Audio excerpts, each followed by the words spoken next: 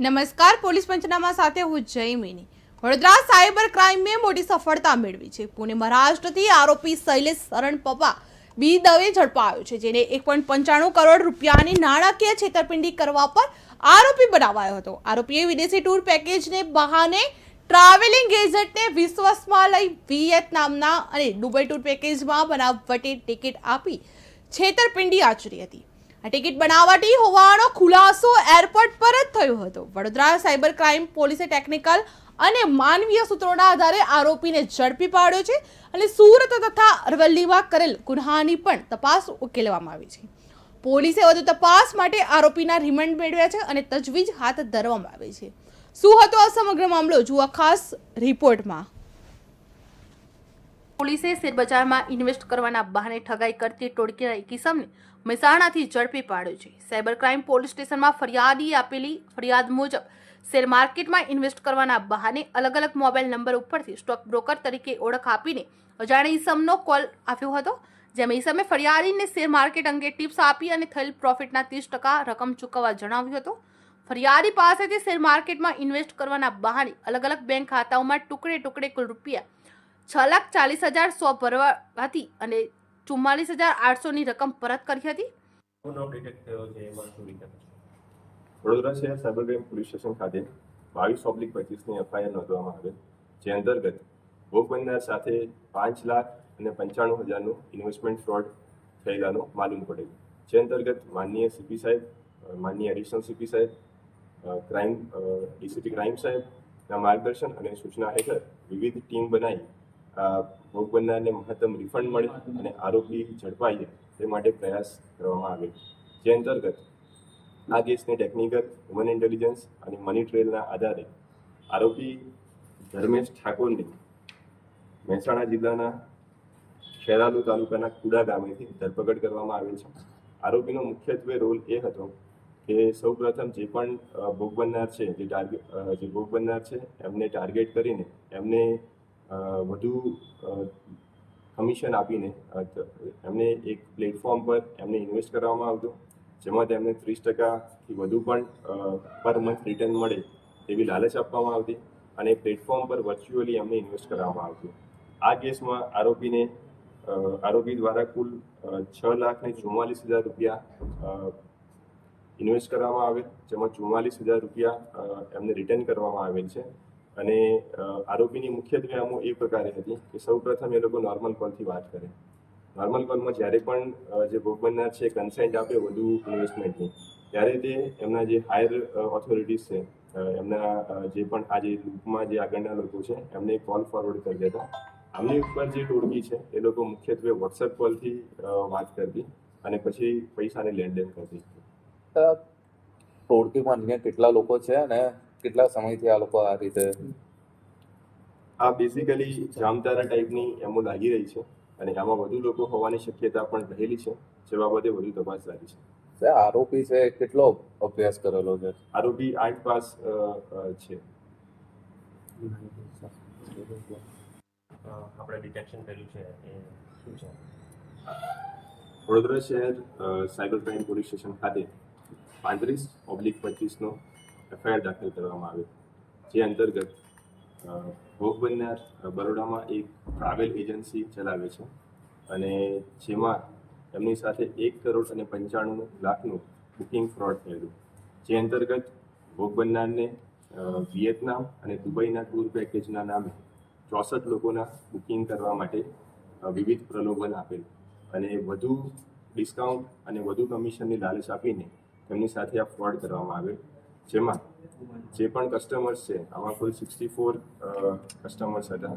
એમાંથી અમુક લોકો જ્યારે અમદાવાદ એરપોર્ટ ઉપર પહોંચે છે અને ત્યારે એમને ખ્યાલ આવે છે કે એમની આ ટાઈપની કોઈ ટિકિટ બુકિંગ થઈ નથી, ત્યારે જેઓ કમ્પ્લેન કરે છે જે ટૂર એજન્સીવાળા છે એમની પિકાડેલી ટૂર્સ કરીને વડોદરામાં એમની એજન્સી છે અને ત્યારબાદ આ ફરિયાદ દાખલ કરવામાં આવે છે।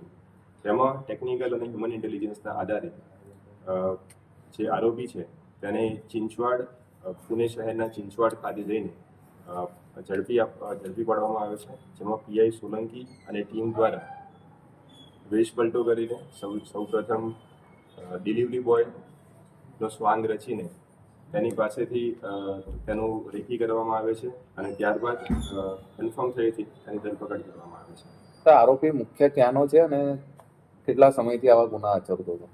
આરોપી ચિંચવાડ પુણેનો છે, મહારાષ્ટ્ર, અને અગાઉ પણ તે Basaveshwar police station Bangalore city ખાતે આ ટાઈપના ગુના આચરી ચૂક્યો છે.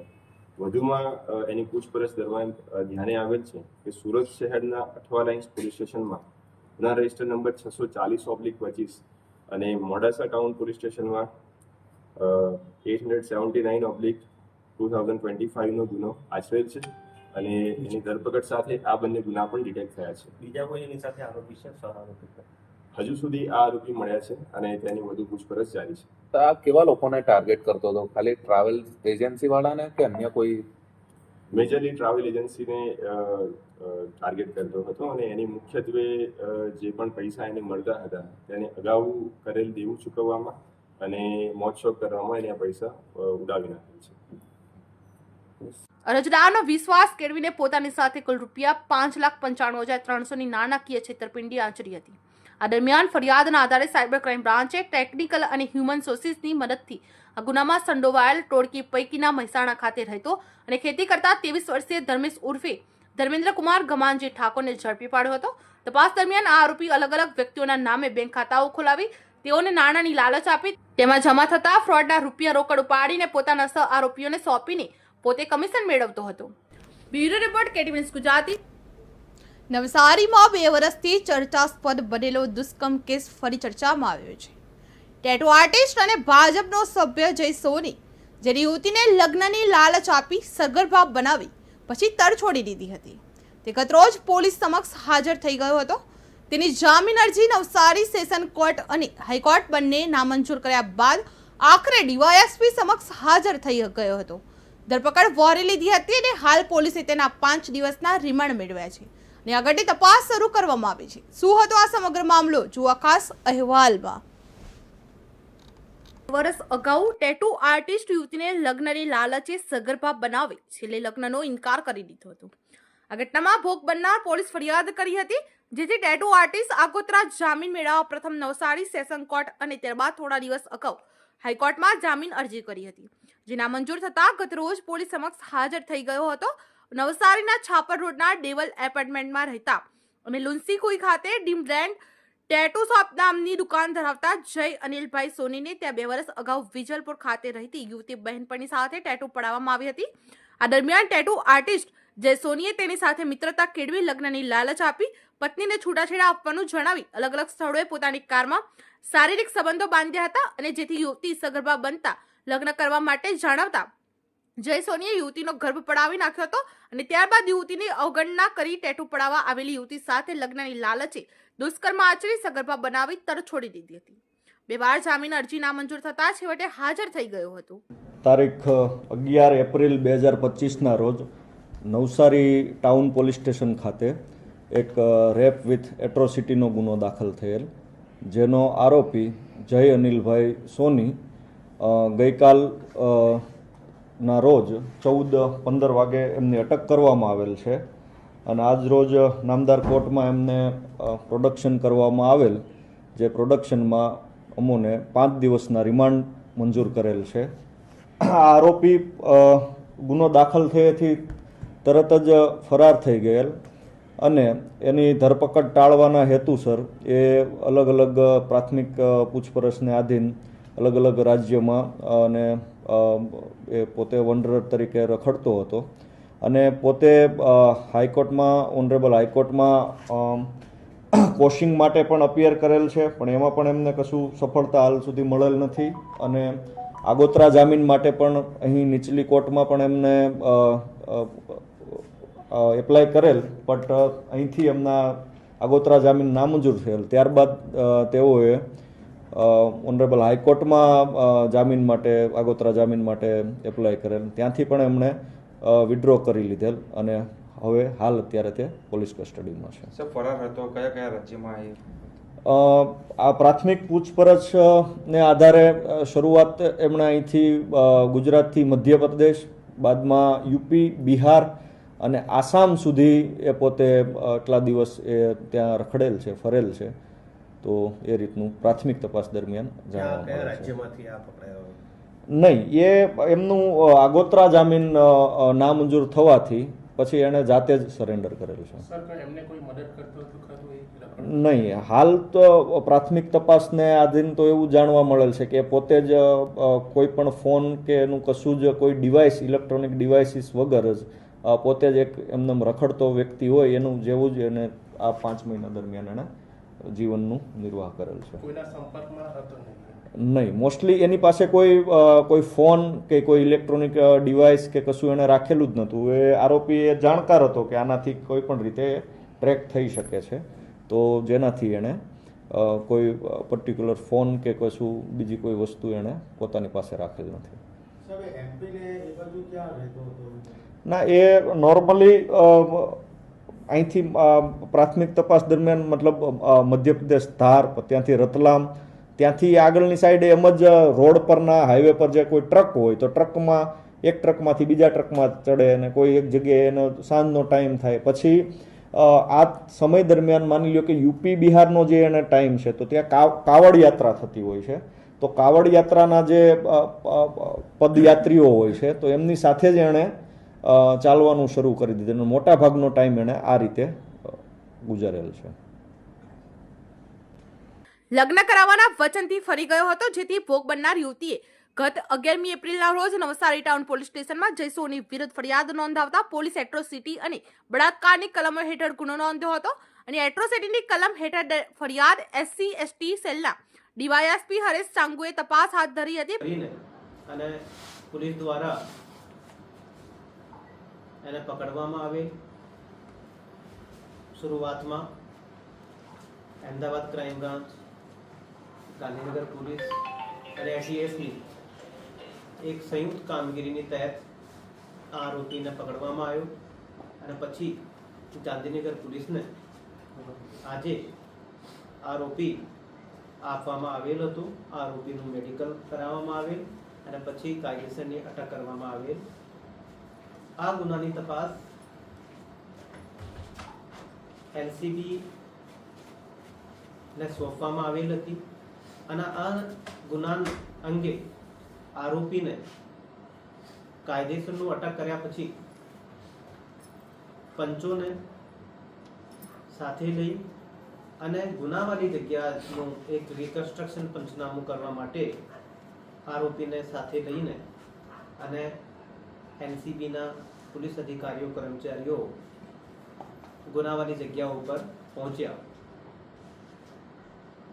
ગુનાવાળી જગ્યા ઉપર આશરે 4:45 વાગ્યેની આજુબાજુ પોલીસ ટીમ દ્વારા પહોંચવામાં આવે અને પછી ત્યાં જ્યારે રિકન્સ્ટ્રક્શન પંચનામું કરવાનું હતો ત્યાં આરોપી વિપુલ ઉર્ફે નીલ વિષ્ણુભાઈ પરમાર પોલીસના અધિકારીનું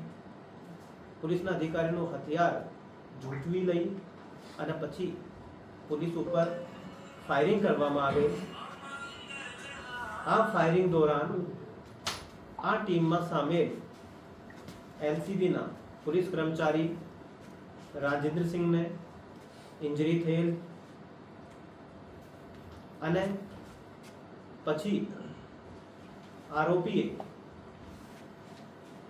LCBની પોલીસ કર્મચારીઓની જે વ્હીકલ્સ હતા સાથે આ ઉપર પણ ફાયરિંગ કરવામાં આવ્યો અને આ ફાયરિંગની જવાબી કાર્યવાહીમાં LCBના અધિકારી કર્મચારીઓ દ્વારા પોતાના સૌ બચાવમાં જવાબી ફાયરિંગ કરવામાં આવેલ. એમાં આરોપી વિપુલ ઉર્ફે નીલ વિષ્ણુભાઈ પટેલની મૃત્યુ થયેલ છે અને જે પોલીસ કર્મચારી રાજેન્દ્રસિંહ ઇન્જર્ડ થયા છે આને પણ અપોલો હોસ્પિટલમાં એડમિટ કરાવવામાં આવેલ. ત્યાં એ સારવાર હેઠળ છે. આની પણ જે ઇન્જરી થઈ છે એનું ઓપરેશન ત્યાં ચાલી રહ્યો છે. ત્યાર પછી પોલીસ ના અધિકારી દ્વારા તાત્કાલિક 108 ને તાત્કાલિક જાણ કરવામાં આવેલ અને 108 પણ ત્યાં એ સ્થળ ઉપર પહોંચેલ હતી અને પછી 108 ના જે સંબંધિત કર્મચારી છે આના દ્વારા જણાવવામાં આવેલ કે આરોપી વિપુલ ઉર્ફે નીલ વિષ્ણુભાઈ પરમાર મરણ ગયેલ છે. ત્યાર પછી અન્ય જે ટીમો છે આને પણ સૂચિત કરવામાં આવે, એસપી શ્રીને પણ ટીમો દ્વારા સૂચિત કરવામાં આવે અને પછી સિનિયર અધિકારીઓ પણ જગ્યા ઉપર ત્યાં પહોંચે, એફએસએલને પણ જાણ કરવામાં આવે. હવે આરોપી મરણ જનાર વિપુલ ઉર્ફે નીલ વિષ્ણુભાઈ નું પીએમ કરાવવામાં આવશે. આ બાબતની એક એડી પણ જાહેર કરવામાં આવેલ છે અને એનું એક ફોરેન્સિક પીએમ પણ કરવામાં આવશે અને આગળની જે પણ કાયદેસરની જે કાર્યવાહી હોય છે એ કરવામાં આવશે.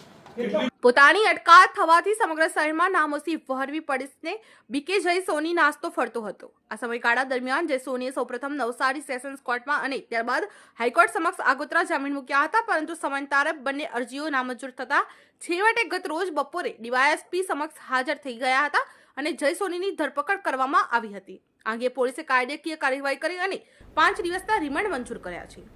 Bureau report KTV news Gujarati, Navsari. Devbhumi Dwarka જિલ્લા સાયબર ક્રાઇમ પોલીસે એક મોટી કાર્યવાહીમાં 41 લાખથી વધુની છેતરપિંડી આચરનાર મામા ભાણેજની ઠગ જોડીને મધ્યપ્રદેશના રતલામમાંથી ઝડપી પાડી છે. ઠગબાજો પંકજ રાઠોડ અને બસંત સોલંકી સોશિયલ મીડિયા પર ફેક આઈડી બનાવી શેરબજારમાં 100% નફાની લાલચ આપીને છેતરપિંડી આચરતા હતા. પોલીસે આરોપીઓ પાસેથી ₹8,14,500નો મુદ્દામાલ, જેમાં રોકડ, લેપટોપ અને મોબાઈલ સહિતના સાધનો જપ્ત કર્યા હતા. શું હતો સમગ્ર મામલો, જુઓ ખાસ અહેવાલમાં. સાયબર ક્રાઇમ પોલીસને મળી વધુ એક સફળતા મળી છે. જિલ્લામાં સાયબર ફ્રોડ કરતા મામા ભાણેજની ઠગબાજ જોડીને 8.14 લાખ મુદ્દામાલ સાથે સાયબર પોલીસે મધ્યપ્રદેશમાંથી ઝડપી પાડ્યા છે. દ્વારકા જિલ્લામાં સાયબર ફ્રોડનો ભોગ બનેલા આસામી પાસેથી ઠગબાજોએ 41 લાખથી વધુ રૂપિયા ખંખેરી લીધા હતા. ફરિયાદના આધારે સાયબર પોલીસ દ્વારા કાર્યવાહી હાથ ધરવામાં આવી હતી અને જિલ્લા પોલીસ વડા જયરાજસિંહ વાડાની સૂચના મુજબ અને ડીવાયએસપી વીપી માનસીતાના માર્ગદર્શન હેઠળ સાયબર પોલીસે તપાસના ચક્રો ગતિમાન કર્યા છે અને પીઆઈ વીકે કોઠિયાએ ટીમ દ્વારા ટેકનોલોજીનો ઉપયોગ કરીને મધ્યપ્રદેશના રતલામ તાલુકાના રાયગઢ પાસેથી 2 ઠગબાજો દબોચી લીધા છે. સોશિયલ મીડિયામાં ફેક આઈડી બનાવી આ બંને મામા ભાણેજની ઠગી જોડી છેતરપિંડી આચરતા હતા. દેવભૂમિ દ્વારકા જિલ્લાના સાયબર ક્રાઇમ પોલીસ સ્ટેશન ખાતે એક છેતરપિંડીમાં બીએનએસની વિવિધ કલમો તથા આઈટી એક્ટની કલમો હેઠળ એક ગુનો દાખલ કરવામાં આવ્યો હતો. આ જે ગુનો છે તે છેતરપિંડી બાબતનો છે. એની જે ટૂંક વિગત છે એ પ્રકારની છે કે જે આરોપીઓ, આ કામના જે આરોપીઓ છે તેમના દ્વારા સોશિયલ મીડિયા પ્લેટફોર્મ ફેસબુક પર નોવા વેલ્થ કરીને એક બેનામી જાહેરાત મૂકવામાં આવી હતી, જેમાં 100%નું જે વળતર છે તે એમને આપવામાં આવ્યું હતું. એવી રીતે એક ફેક આઈડી બનાવવામાં આવી હતી અને એક ખોટી વેબસાઇટ capitalmanagement.in કરીને બનાવવામાં આવેલ હતી. આ વેબસાઇટમાં જે આ કામના જે ફરિયાદી છે તેમનું એક ફેક પ્રોફાઇલ બનાવવામાં આવ્યું હતું અને એમાં એમને 100%, 200% જે રિટર્ન છે એ મળી આવ્યું છે. એ રીતે એમને ફાયદામાં લઈ અને તેમની પાસેથી અંદાજિત 41 લાખ એટલે કે 42 લાખ જેવી રકમ છેતરપિંડીના ભાગરૂપે પડાવી લેવામાં આવી હતી. જે police station, cyber crime police station છે તેના ટેકનિકલ ઇન્ટેલિજન્સના મારફતથી 2 જે આરોપીઓ છે તેમને પકડી પાડવામાં આવ્યા છે. આરોપીઓની જે વિગત છે, એક છે પંકજભાઈ ઉર્ફે પિયુષભાઈ ભરતભાઈ રાઠોડ, જે 24 વર્ષની ઉંમર ધરાવે છે અને તેમને મધ્યપ્રદેશથી પકડવામાં આવ્યા છે. બીજા છે બસંતભાઈ રામરતન સોલંકી તેલી, ઉંમર વર્ષ 51 વર્ષ. આ બંને છે એ મામા અને ભાણીઓ છે અને બંને ગુનાહિત ઇતિહાસ ધરાવતા હોય એવું હાલ અમને જણાઈ આવ્યું નથી. જે મુદ્દામાલ કબજે કરવામાં આવ્યો છે એમાં રોકડ રૂપિયા 6,51,000 છે. લેપટોપ એક જપ્ત કરવામાં આવ્યું છે, 7 મોબાઈલ, 3 રાઉટર, લેન્ડલાઇન ટેલિફોન તથા 13 જેટલા ક્રેડિટ અને ડેબિટ કાર્ડ પણ તેમના પાસેથી કબજે કરવામાં આવ્યા છે. તદુપરાંત તેમના દ્વારા 2 સિમ કાર્ડ જે વાપરવામાં આવનાર હતા તેને પણ કબજે કરવામાં આવ્યા છે. ફેસબુક પર જાહેરાત કરીને શેરબજારમાં 100% નફાની ખોટી લાલચ આપીને એક આસામી સાથે 41,07,998 રૂપિયાની ઠગાઈ આચરી હતી. વેબસાઇટ પર આસામીની ફેક પ્રોફાઇલ બનાવી 2 કરોડનો નફો બતાવીને લાલચ ઠગાઈ આપી હતી. સાયબર પોલીસે તુરંત કાર્યવાહી હાથ ધરી હતી અને મધ્યપ્રદેશના રતલામ તાલુકાના રાયગઢ ગામના બંને ઇસમોને ઝડપી પાડ્યા છે. મધ્યના રતલામ તાલુકાના રાયગઢ ગામના 24 વર્ષીય પંકજ ઉર્ફે પિયુષ ભરત રાઠોડ તેમજ 51 વર્ષીય બસંત રામરતન સોલંકી નામના મામા ભાણેજની ઠગબાજ જોડી આચરતા હતા. પોલીસ બંને ઇસમો પાસેથી 6.91 લાખ રોકડા અને 1 laptop, 7 mobile, 3 router, 1 landline telephone, 13 નંગ ક્રેડિટ અને ડેબિટ કાર્ડ, 2 સિમ કાર્ડ મળી ₹8,14,500 મુદ્દામાલ જપ્ત કરવામાં આવ્યો છે અને પોલીસે વધુ તપાસ હાથ ધરવામાં આવી છે. Bureau report KTV news Gujarati દ્વારા. પોલીસ પંચનામામાં હાલ આટલું જ. આવી સનસનીખેજ ખબરો જોવા માટે જોતા રહો KTV ન્યૂઝ ગુજરાતી. નમસ્કાર.